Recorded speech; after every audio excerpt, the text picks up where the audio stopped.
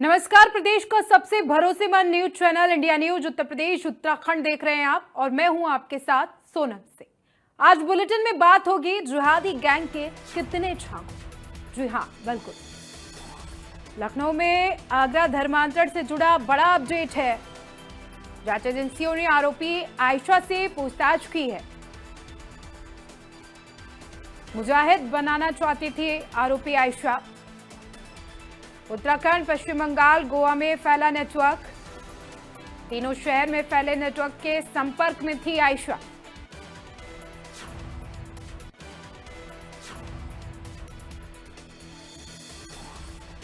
लखनऊ में आगरा धर्मांतरण से जुड़ा अपडेट सामने आया है। जांच एजेंसियों ने आरोपी आयशा से पूछताछ की है। मुजाहिद बनना चाहती थी आरोपी आयशा। उत्तराखंड, पश्चिम बंगाल और गोवा में नेटवर्क फैला रखा है। तीनों शहर में फैले नेटवर्क के संपर्क में थी आयशा।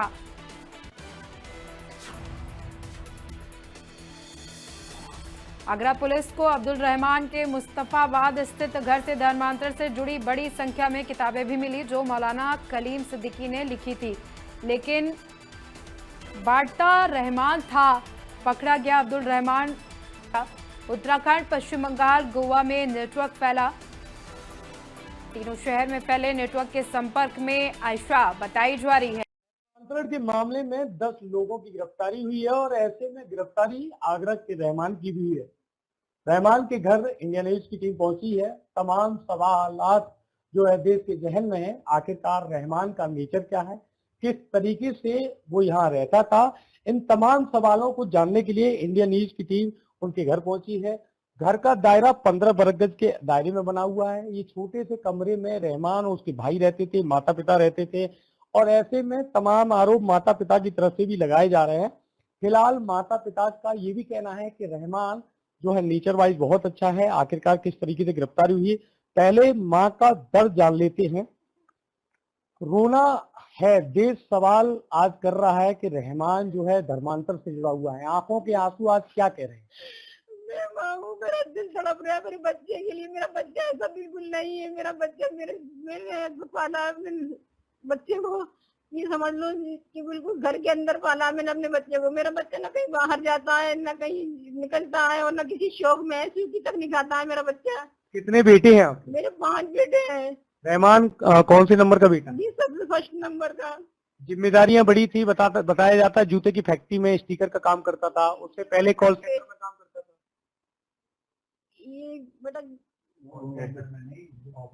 ऑफिस में काम करता था। जी जी जी जी कभी ऐसा लगा कि उसके साथ कहीं बाहरी लोगों का आना जाना था, मेल मिलाप था? जी बिल्कुल नहीं। माँ का दर्द तो ये है कि बेटा अच्छा ही रहता है। जी बिल्कुल नहीं, ऐसा नहीं लगा कभी। कोई यहाँ मुझसे पूछिए, कभी कोई आता जाता भी नहीं था मेरे घर पे। कैसा नेचर था उसका?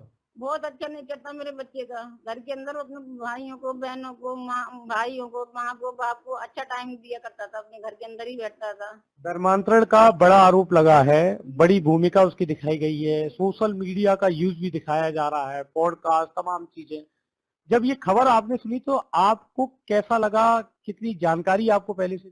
हमें कोई जानकारी नहीं इस मामले के अंदर, क्योंकि जब हमसे ज्यादा कौन जानता है बच्चे को, एक माँ बाप से ज्यादा कौन जानेगा बच्चे को। ये सब झूठा आरोप लगाया जा रहा है मेरे बच्चे के ऊपर। न्यायालय से 10 दिन की रिमांड उसकी ली गई है और पुलिस का पूरे कॉकस उसके ऊपर तमाम सवालों के साथ है। एक माँ के तौर पर आज बेटे के लिए क्या दर्द है, किस तरह की आज की अंदर की प्रताड़ना है? मुझे अपने बच्चे के लिए इंसाफ चाहिए। मुझे अपने बच्चे को माँ से बेदाग बिल्कुल निकालना चाहिए। मेरे बच्चे पे कोई जुर्म नहीं लगना चाहिए। मेरा बच्चा बेदाग है बिल्कुल। ऐसे में पिता भी हमारे साथ मौजूद हैं। पिता के तौर पे इलियास जी, 5 बेटे हैं आपके। कहीं ना कहीं देश में एक बड़े धर्मांतरण का बड़ा खुलासा आगरा पुलिस की तरफ से किया गया है। बेटे की भी भूमिका सामने आई है। क्या दर्द है, किस तरह की शिकायत सरकार से है, बेटे को लेकर क्या कहना चाहिए? ऐसा है, आप ये तो दर्द वाले ही जाने, किसी को एहसास नहीं होता इस बात का। अगर मेरा कोई सा भी बच्चा, रहमान से क्या मतलब, मेरे 5 बेटे हैं और 5 आप किसी से भी सवालात कर सकते हैं। और ये रहमान जो है सिर्फ काम से काम रखता था, ना इसके कोई यार है या ना दोस्ती है, सिर्फ काम और घर, काम और घर। पुलिस ने गिरफ्तारी की, जानने का प्रयास नहीं किया क्या? अब जब आप ये कह ही रहे हैं कि मेरे बेटे का कोई मतलब नहीं है, पुलिस ने गिरफ्तारी की है, तमाम दस्तावेज तमाम चीजें सामने रखी है, पुलिस से बात हुई?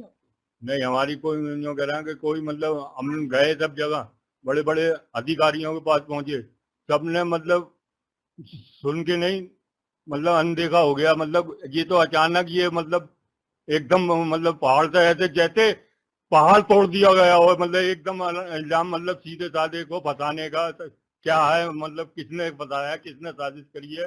अगर ऐसा मतलब कर होने लगा तो इंसाफ तो मिट जाएगा दुनिया से। ऐसे में आप मानते हैं, एक तरफ तो आपका जो पिता का प्यार है वो समझ में आ रहा है, अगर कल पुलिस इस बात को साबित करती है कि रहमान गलत है तो आपका क्या नजरिया रहेगा? हमारा तो हम यकीन नहीं कर सकते, हम खुद जहर दे देते हैं ऐसे बच्चे को। अगर हमारे बच्चे ऐसी संगत होता हम खुद जहर दे देते मालूम होने से पहले पुलिस से। अगर कल आरोप सिद्ध होते हैं तो आप खुद ये कह रहे हैं कि मैं अपने बेटे को जहर दे दूंगा? जी हाँ, क्योंकि हमारे मतलब इस्लाम में किसी को मतलब ऐसे जबरदस्ती किसी को कुछ करने की अनुमति नहीं है। ये तो मतलब ये जरूर फंसाया जा रहा है, झूठा आरोप है। अब मैं नहीं, यहाँ मतलब हिंदू मुस्लिम दोनों मतलब परिवार रहते हैं, मिक्स है, खाना पीना अच्छा है।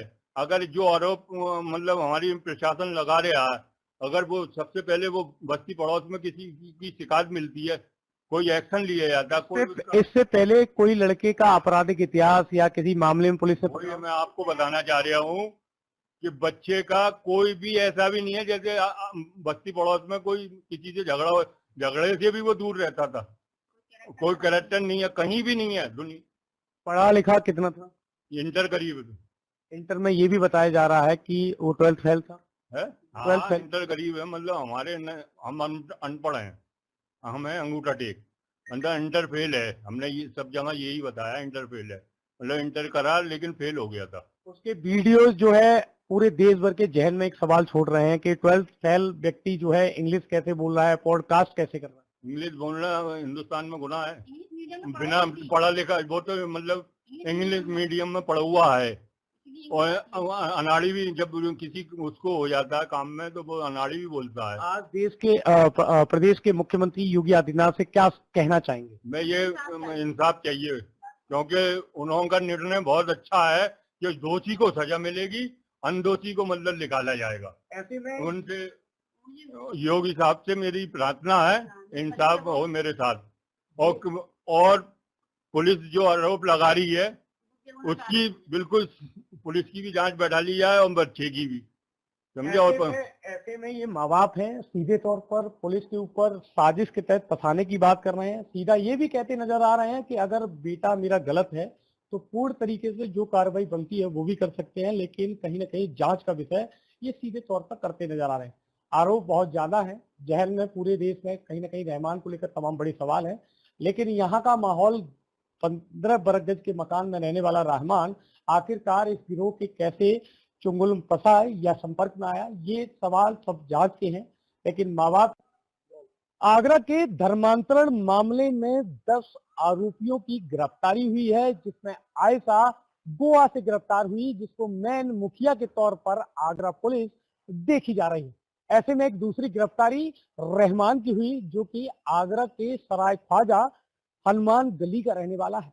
उसके बारे में जब इंडिया न्यूज की टीम पड़ताल करने की पहुंची तो ऐसे में एक बड़ा खुलासा सामने आया कि रहमान एक यूट्यूब द सुन्ना चैनल चलाता था, जिसमें वो इस्लामिक से रिलेटेड तमाम पॉडकास्ट जो है फिजिक्स को लेकर दिए जाते थे। तमाम वीडियोस यानी कि 1500 से ज्यादा वीडियो इस यूट्यूब अकाउंट में पड़े हैं, और सब्सक्राइबर की अगर बात की जाए तो 1.69 लाख सब्सक्राइबर रहमान के थे।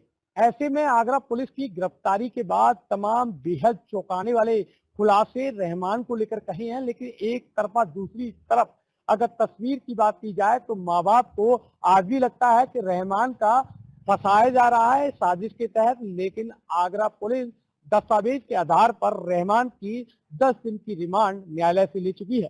फिलहाल बड़ा सवाल कि आखिरकार किस तरह के चौंकाने वाले खुलासे रहमान को लेकर अब आगरा में होने वाले हैं, ये बड़ी बात सामने होगी। फिलहाल परिवारिक जन हो या पड़ोसी रहमान को अच्छा बताते नजर आ रहे हैं, लेकिन आगरा पुलिस के तमाम एविडेंशियल दस्तावेज की अगर बात की जाए तो रहमान धर्मांतरण के एक बड़े मामले में एक बड़ी भूमिका निभाते नजर आ रहा है। इंडिया न्यूज के लिए मैं मयंक त्यागी, आगरा। उधर आगरा धर्मांतरण मामले में एक और गिरफ्तारी की गई है। अब्दुल रहमान को पुलिस ने दिल्ली से गिरफ्तार कर लिया है। कब्जे से एक हरियाणा की लड़की को भी गिरफ्तार किया गया है। धर्म परिवर्तन की कई किताबें रहमान के पास से बरामद की गई है। रहमान से पूछताछ में कई चौंकाने वाले खुलासे भी हुए हैं। यूट्यूब के जरिए जिहादी प्रोपेगेंडा फैला रहा था रहमान। अब्दुल रहमान ने 1990 में धर्म परिवर्तन किया था।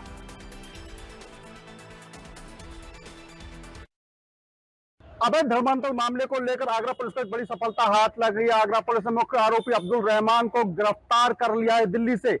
इनके पास से एक लड़की भी बरामद हुई जो कि हरियाणा रोहतक की रहने वाली, जिसकी गुमशुदगी दर्ज थी। उसका भी धर्म परिवर्तन कराने वाला था। अब पूरे गैंग की कमान अब्दुल रहमान के हाथ में थी। इससे पहले करीम सिद्दीकी इस गैंग को संभालता था और धर्म परिवर्तन करता था। उसके बाद एटीएस ने करीम सिद्दीकी को गिरफ्तार किया, उसको जेल भेज दिया। उसके बाद से लगातार अब्दुल रहमान जो धर्म परिवर्तन है वो करा रहा था। इसके पास से कई ऐसी किताबें मिली हैं जो कि धर्म परिवर्तन कराने में ये यूज करते थे। अब पुलिस और भी आगे की कड़ी खंगालने में जुटी हुई है। Sanjay Singh, India news, Agra.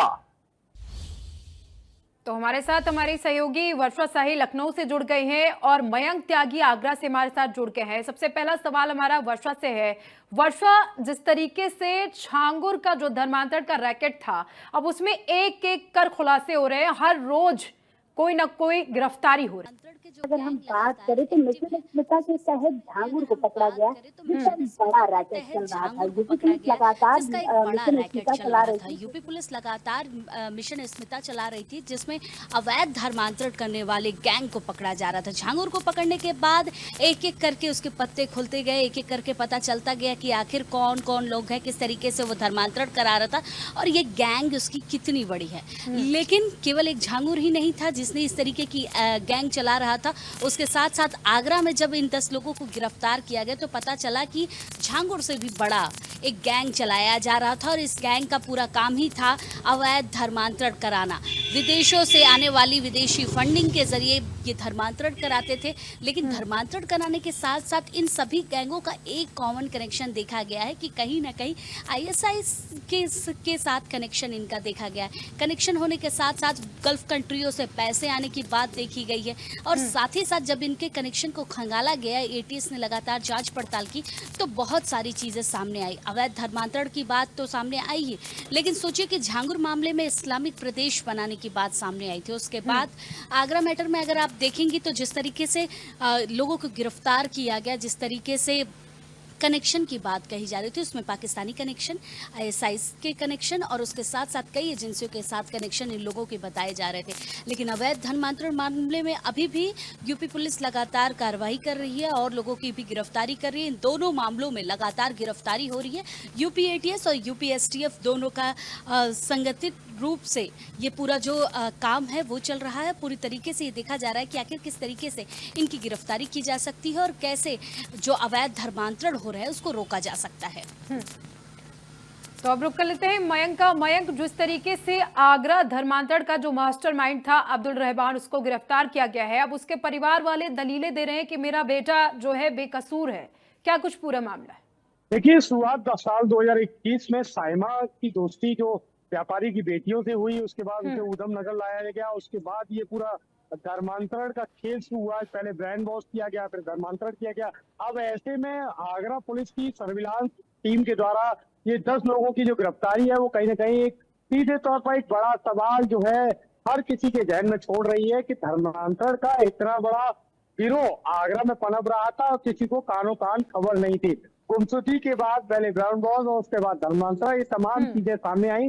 अब उसके माता पिता अपने बच्चे की दलीलें पेश कर रहे हैं कि मेरा बच्चा ऐसा था वैसा था, और सीधे तौर पर पॉडकास्ट का वो यूट्यूब चैनल द सुन्ना चैनल जो है, जिसमें सीधे तौर पर एक 12 फेल व्यक्ति जिसको आगरा पुलिस ने गिरफ्तार किया रहमान को, उसकी इंग्लिश में तमाम पॉडकास्ट की वीडियो सामने आई हैं, जिसमें तमाम बड़े बड़े मुस्लिम स्कॉलरों के साथ वो वीडियो अपलोड करता हुआ नजर आ रहा है। और ऐसे में तमाम खुलासे धीमे धीमे होते आ रहे हैं। अब आगरा पुलिस को एक और बड़ी सफलता अब्दुल रहमान के नाम से लगी है और ऐसे में अब्दुल रहमान के बारे में जो आगरा पुलिस लगातार जानकारी दे रही है अब्दुल रहमान का भी धर्म जो परिवर्तन साल 1990 में हुआ, कलीम सिद्दीकी के द्वारा किया गया। उससे पहले महेंद्रपाल सिंह जालौन के नाम से अब्दुल रहमान को जाना जाता था। उसके बाद पप्पू, पप्पू के बाद अब्दुल रहमान। और ऐसे में कलीम सिद्दीकी की एटीएस के द्वारा गिरफ्तारी हुई, उसके बाद जेल भेजा गया और धर्मांतरण का पूरा गिरोह ये चला रहा था। ऐसे में अब्दुल रहमान के अगर नाम की बात की जाए तो गोवा से आयशा की जो गिरफ्तारी हुई, उसके जो लीड स्टेटमेंट है उसके जवाबदेही जब सामने आई तो अब्दुल रहमान का नाम आया। ऐसे में आगरा पुलिस के द्वारा मुस्तफाबाद दिल्ली से इसको गिरफ्तार किया गया है और रोहतक की एक लड़की का धर्म परिवर्तन ये मौके से करा रहा है। तमाम वो किताबें जो धर्म परिवर्तन की तरफ इशारा कर रही है, यानी कि गिरोह को सलफिता के तौर पर दिखाई, तमाम जो चीजें बरामद भी की गई है धर्म परिवर्तन को लेकर। अब आगरा पुलिस जो है अब्दुल रहमान को आगरा पहुंच रही है। ऐसे में जो पुलिस कमिश्नर दीपक कुमार है कई परतें खोलने की यहाँ दावे कर रहे हैं। और ऐसे मतलब सिंडिकेट की बात की जाए तो वही कनाडा और यूएस से यहाँ पर फंडिंग की जा रही थी, जिसका मुख्यधार आयशा थी। आयशा जो है अब्दुल रहमान को चाचा कह के संबोधित कर रही। तो ये तमाम जो कड़ी है धीमे धीमे जुड़ती जा रही है और आगरा पुलिस जो है पूरे धर्मांतरण के पूरे मामले को खुलासे के लिए लगातार प्रतिदिन नई परतें खोलती आ रही है। ऐसे में और भी गिरफ्तारियां होने का दावा आगरा पुलिस कर रही है, तमाम कड़ियों की बात की जा रही है। ऐसे में एक और नाम सामने आ रहा है जो कि धर्मांतरण मामले में बड़ा खुलासा कर सकता है। हालांकि इस पूरे मामले में कोई विशेष जानकारी सामने नहीं आ रही है, लेकिन कहीं ना कहीं 57 लड़कियों के ब्रेन वॉश करके धर्मांतरण जैसा मामला ये बताया जा रहा है। सूत्रों के हवाले से खबर है, लेकिन इसको इंडिया न्यूज हमेशा से पुख्ता नहीं करता। लेकिन ये बड़ी कड़ी है जो अगर इससे खुलने के बाद मानो 5 राज्यों में चलने वाला सिंडिकेट कितने राज्यों में फैला है, कितनी लड़कियां जो है गुमशुदगी के तौर पर गई, कितनी लड़कियों का निकाह हुआ, धर्मांतरण हुआ, ये तमाम सवाल जो है लोगों के जहन में। और आगरा पुलिस पे कड़ियों को खोलते भी नजर आई, तमाम परतें उठाने की भी बात कर रही है। जी ठीक है, एक बार फिर से वर्षा का रुख कर लेते हैं। वर्षा, जिस तरीके से देखा जा रहा है कि जब से छांगुर की गिरफ्तारी हुई है उसके बाद हर रोज नए खुलासे हो रहे हैं और कहा यह भी जा रहा है कि ये धर्मांतरण का जो खेल था उसके तार कहां कहां से जुड़े हुए हैं। देखिए, जिस तरीके से लगातार छांगुर मामले में अगर हम बात करें तो छांगुर की जब गिरफ्तारी हुई, गिरफ्तारी होने के बाद लगातार एक एक लोगों की गिरफ्तारी शुरू हुई। लगातार पीड़िता से भी कई बार हम लोगों ने बातचीत की तो पता चला कि एक लोग और भी कनेक्ट है और उस कनेक्शन को लगातार यूपी एटीएस खंगाल रही थी, लगातार देख रही थी कि आखिर कितने लोग और हैं और किस तरीके से गिरोह चल रहा है। क्योंकि छांगुर की अगर बात करें तो एक ऐसा व्यक्ति जो पीर बाबा बनकर बैठा हुआ है, तो जाहिर सी बात है उसके साथ बहुत सारी कनेक्टिविटी होगी, बहुत सारे उसके भक्त होंगे, बहुत सारे ऐसे लोग भी उससे कनेक्ट होंगे जो उसकी बात को मानते होंगे। तो ऐसे लोग जो उसके साथ कनेक्ट थे उनको पकड़ा गया कि आखिर इनकी कनेक्टिविटी कैसी है। सोचिए कि विदेशी फंडिंग की बात जब सामने आई कि गल्फ कंट्री से करोड़ों रुपए आते थे और इन करोड़ों रुपए का लगातार जो ट्रांजैक्शन है वो छांगुर बाबा के मामले में देखा गया। और जिस तरीके से इस मामले में साफ तरीके से कई प्रदेश में ना हो सके, छांगुर मामले में एक सबसे बड़ी चीज देखी गई कि आखिर जो अंदर ही अंदर इस्लामिक देश बनाने की जो तैयारी थी वो करी जा रही थी। इस्लामिक प्रदेश बनाना उत्तर प्रदेश को कहीं ना कहीं मुश्किल है और उसकी तैयारी लगातार की जा रही थी। उसके बाद अगर हम बात करें इस के साथ साथ जो मिशन स्मिता लगातार चलाई जा रही है उसी के तहत लगातार एक एक करके लोग अब सामने आते जा रहे हैं और ये बता रहे हैं कि आखिर किस तरीके से उनका धर्मांतरण कराया गया। ये दो बहुत बड़े मामले हैं जो आगरा और आपने बलरामपुर में देखे, लेकिन इसके अलावा अगर हम अलग अलग इलाकों में देखें तो हर रोज 1 से 2 ऐसे किस्से सामने आते जा रहे हैं जिसमें अवैध धर्मांतरण की बात बताई जा रही है कि हमारी बेटी या हमारे घर के लोगों का अवैध धर्मांतरण कराया जा रहा है। छांगुर मामले में लगभग 1500 से ज्यादा लोगों का धर्मांतरण बताया गया था। उसमें डॉक्टरों की टीम भी उसके पास थी, उसके साथ साथ पुरुषों का, महिलाओं का, सबका धर्मांतरण वो कराता था। इसी के साथ साथ आगरा में भी जिस तरीके से धर्मांतरण हो रहे थे उसमें एक बड़ी गैंग चल रही थी, बड़ा नेटवर्क चल रहा था। इस बड़े नेटवर्क को लीड करने वाला व्यक्ति लगातार ये चीजें देख रहा था कि आखिर किस तरीके से ये जो पूरा मामला है वो कहीं ना कहीं हाईलाइटेड नहीं हो सके। लेकिन यूपी एटीएस जिस तरीके से अवैध धर्मांतरण के खिलाफ मुहिम चला रही है उसमें ये दोनों गैंग पकड़े गए और इसके साथ साथ और भी जितने गैंग हैं उनको एक्टिव होते हुए यूपी एटीएस पकड़ने के लिए तैयारी कर रही है। ठीक है, एक बार फिर से मयंक का रुख कर लेते हैं। मयंक, जिस तरीके से पहले छांगुर की गिरफ्तारी हुई उसके बाद अब अब्दुल रहमान की गिरफ्तारी हुई है, तो आगरा पुलिस का क्या कुछ कहना है इसको लेकर? फिलहाल बता दें कि मुख्यमंत्री योगी आदित्यनाथ के दिशा निर्देशों में ऑपरेशन अस्मिता चला। अस्मिता चलने के बाद गुमशुदगी के बाद ये जो पैटर्न जो है आईएसआई और लश्कर-ए-तैयबा जिस तरीके से बताया जा रहा है, आगरा पुलिस इंस्पेक्टर अब्दुल रहमान की गिरफ्तारी के बाद आगरा के आसपास जिलों में कितने लोग इस तरीके से एक्टिव हैं, कितनी लड़कियां जो है गुमशुदगी के बाद धर्म परिवर्तन या धर्मांतरण की तरफ गई हैं, तमाम कितने लोग इस गिरोह से जुड़े हुए हैं जो स्लीपर सेल की तरह इसमें काम कर रहे हैं, किस तरीके से लड़कियों का ब्रेन वॉश किया जा रहा है। तो आगरा पुलिस के लिए एक चुनौती है धर्मांतरण के पूरे गिरोह को धीमे धीमे इनकी परतें खोलना, कड़ियों को जोड़ना। तो एक चैलेंजिंग एनवायरनमेंट इसको माना जा सकता है और ऐसे में तमाम बड़ी गिरफ्तारियों का दावा आगरा पुलिस कर रही है और ऐसे में तमाम अन्य लड़कियों की बरामदगी इस पूरे पैटर्न के तहत अगर देखा जाए तो आगे भी हो सकती है। तो एक कई सवाल जो है आगरा जनता के बीच में भी है कि जहन में है कि आखिरकार ये गिरोह कब से काम कर रहा है। ये तमाम सवाल जो है तमाम पॉइंट्स पर 3 टीमों को यहाँ पर आगरा पुलिस की तरफ से लगाया गया है, चाहे उस साइबर की बात की जाए, सर्विलांस की बात की जाए, स्थानीय लोकल पुलिस की बात की जाए। लगातार अलग अलग टीम जो है बाहर भी अभी काम कर रही है, लोकल आगरा पे भी काम कर रही है। अब्दुल रहमान से पूछताछ के दौरान आगरा पुलिस को क्या क्या कुछ मिलता है, कितनी कड़ियों पर काम होता है, कितने और चेहरे अब इस धर्मांतरण गिरोह के सामने आएंगे, कितनी लड़कियां जो है गुमशुदगी के बाद जो है धर्मांतरण और निकाह यानी ब्रेन वॉश के बाद धर्मांतरण के तौर पर रखी गई है, कितनी लड़कियों की बरामदी हो सकती है।